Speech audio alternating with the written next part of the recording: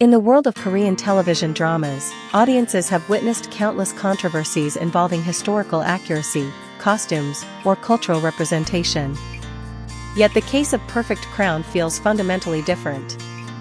The series is not merely facing public criticism, it has escalated into a social firestorm with the potential to influence content regulation, cultural policy, and even political debate at the parliamentary level. A drama once considered a golden card of primetime television is now standing at the edge of possible cancellation, removal from streaming services, and permanent reputational damage. More importantly, it has become the center of a much larger question haunting South Korea's entertainment industry: where should creative freedom end when national identity enters the equation? When fantasy stops being a shield? What makes the Perfect Crown controversy especially explosive lies in the contradiction embedded within the show itself. The drama presents a fictional reality in which South Korea remains a constitutional monarchy in the 21st century, centering on a cross-class romance between a wealthy heiress who possesses everything except royal blood and a prince who, despite being born into power, cannot truly possess anything of his own. At first glance, this premise feels quintessentially K-drama, an alluring blend of romance, social hierarchy, and modern fairy tale fantasy. A fictional universe, in theory, grants creators broader artistic freedom to reshape symbols, rituals, aesthetics, and political systems. But many Korean viewers saw something entirely different. The backlash did not emerge because the story imagined too much. It intensified because critics argued the drama used fantasy as a protective shield to justify cultural blending that appeared careless, particularly the inclusion of visual and ceremonial elements perceived as heavily Chinese in a narrative still fundamentally coded as Korean. This distinction matters. For many viewers, the issue is no longer about artistic experimentation. It has become a debate about collective memory, cultural sovereignty, and historical symbolism. One crown, two words, and a national firestorm. Ironically, the details that pushed Perfect Crown into crisis were seemingly minor. In episode 11, the coronation scene of Grand Prince Leon, portrayed by Byun Woo-suk, became the epicenter of public outrage. The newly crowned king wore a ceremonial crown featuring 9 jade strands instead of 12, a distinction many viewers interpreted as inconsistent with imperial symbolism traditionally associated with sovereign authority. The controversy deepened when court officials shouted chants, "1,000 years," rather than man's, 10,000 years, a phrase widely recognized as symbolically linked to an independent Korean monarchy. To international audiences, such details might seem trivial or purely aesthetic. But in South Korea, where colonial history, cultural influence, and national identity remain highly sensitive topics, symbols matter deeply. Viewers were not merely watching entertainment. They were decoding cultural language.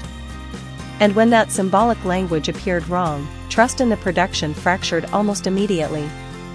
Tea ceremony and the battle over cultural ownership. One of the most heavily criticized elements involved scenes portraying tea rituals that many audiences interpreted as distinctly Chinese rather than traditionally Korean. On paper, this could be dismissed as an artistic or visual decision. In reality, however, East Asia's cultural politics are increasingly intertwined with questions of ownership, historical interpretation, and representation. Every costume, gesture, ceremonial movement, and aesthetic choice carries symbolic meaning. That is precisely why many viewers refuse to classify this as a simple research error. Instead, critics framed it as evidence of cultural negligence. The intensity of the backlash reflects a growing reality within Korean society: entertainment is no longer just entertainment.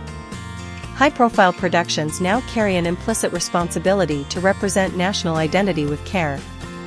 From ratings success to a parliamentary petition. Perhaps the most astonishing element of the Perfect Crown controversy is how quickly events escalated.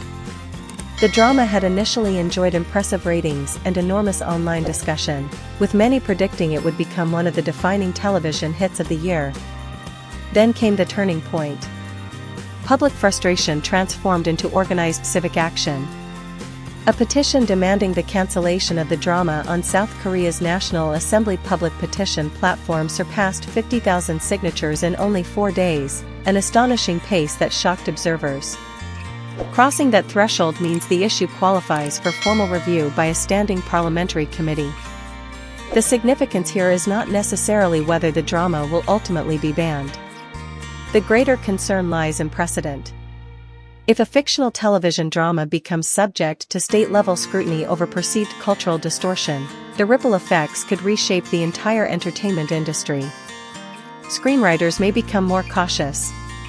Directors may fear making creative mistakes.